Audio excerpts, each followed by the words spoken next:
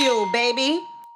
Your man passes away. Right. And nobody knows how that fucks with y'all. We don't know how to deal with that. Right. How did y'all, how do y'all process that to this day? I mean, it was tough, man. You know, when Dilla passed, you know, because it's always about what I could have said or how close our relationship could have been.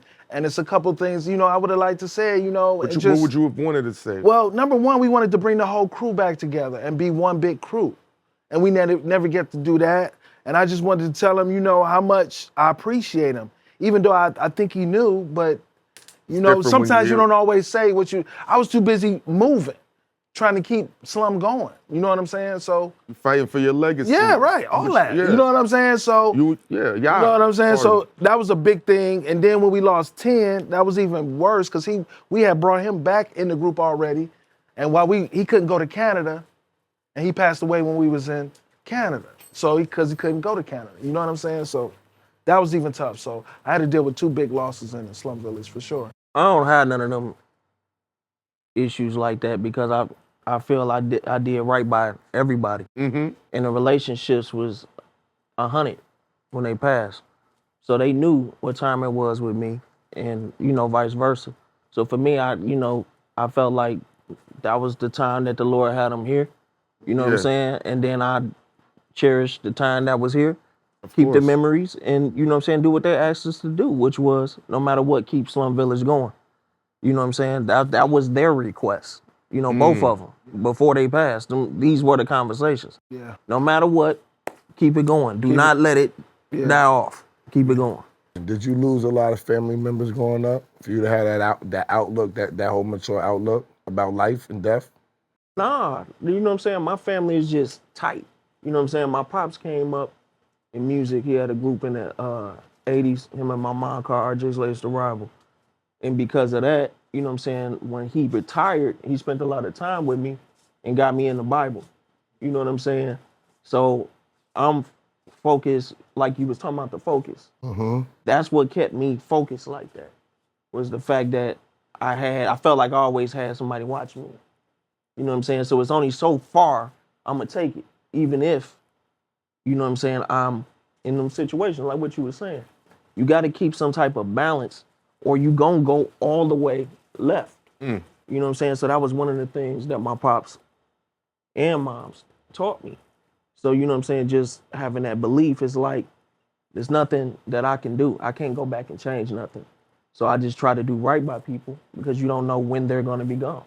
What's your business journey like through this industry? Like eye-opening business moments where you're like, whoa, this ain't what I thought it was when I heard about Motown, right? There's no such thing as free money.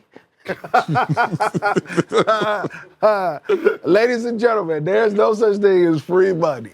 So if they going like this, just know at some point you gonna owe something. There's no free money. So once you know that, you move accordingly. You put stuff away. You know what I'm saying? You build. You know what I'm saying? You stash. Did you know about invest. the business? Did y'all know about the business side of the business when y'all started rapping? Maybe you, because your parents was in the game. Right. It seemed like that you, even if you didn't have parents, the aspect that y'all was coming from a knowledgeable standpoint. Knowing to go for a female audience. Was the business side of it a big part of what y'all understood when you signed your record deals? No, I don't think we understood the business at all. For us, my back was just against the wind. I was just like, man, get me out of this hood. Let me do what I love. These are my brothers. Let's make some stuff happen. You know what I'm saying? Those are my main goals. So I had tunnel vision. So like you said, I wasn't thinking about no hoes. I was like, I'm gonna get to the hoes, but really, I need to get my situation together. You know what I'm saying? So for me, that was my whole motivation. And just to be able to find like-minded guys right there with the same, it was just like, wow, this is incredible. That I'll be able to find this in the hood where people were like, everybody doing all shenanigans and these guys were just like me. We about this. That's all we doing. You know what I'm saying? So, so that's... How'd you learn it? How'd you learn the business? I learned trial and error, good situations, bad situations. You know, like everybody else, you gotta learn.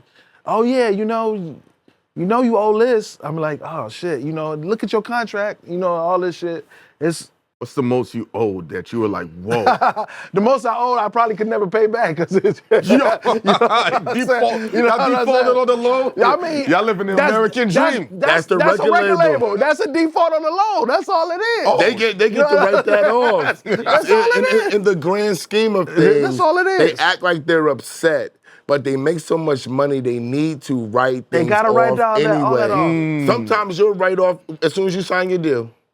Some people are just a write-off. Yeah. As soon as you sign your deal, we know you're not coming out. We're Right. gonna give them a budget. Yeah. We're gonna pay Slum Village a couple dollars because we promised them out the budget. Put a couple features down on this that's never gonna come out. Right. Do a beat for this Dilla that's never gonna come out, but we treated y'all good. Right. And this person's a write-off, and they're gonna go about their business. We gave you $100,000. Hey, Not only that, everybody lucky. every day. This is the thing a label would do. They would say, okay, we gonna take y'all out to eat. Oh yeah. Right?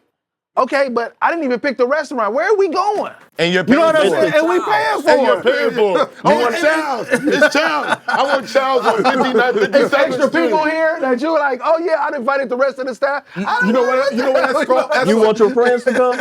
Y'all all want to fly first class? Invite anybody you want to invite. You want the black car? I'm going to send you the black. I'll send you two. You Yeah, good. we'll bring you two It's your Escalades. budget anyway. So what's that called? What's the terminology? Rocking the budget. Rocking the budget. Rocking the budget. That's how you rock the budget, bro. And they did that all type of ways. They'll go to your video guy. Like let's say you getting a video made. Yeah. They'll go to your video guy and say, okay, say it's 250, but we only gonna pay you 2 and you gonna give me 50. Yeah. Yo, you want to hear something funny? That's regular shit. Regular shit.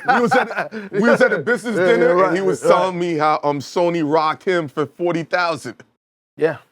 Yeah. Do it, bro. Off. It's like, just come to this recording studio.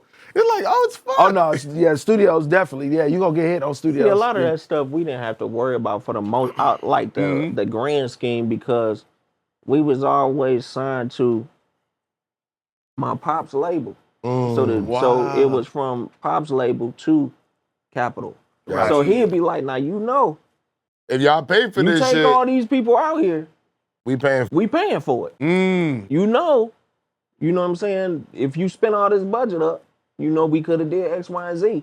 So if we don't really need to do it, let's not do it. Let's put the money up. Right. You know what I'm saying? So we had a sense of guidance.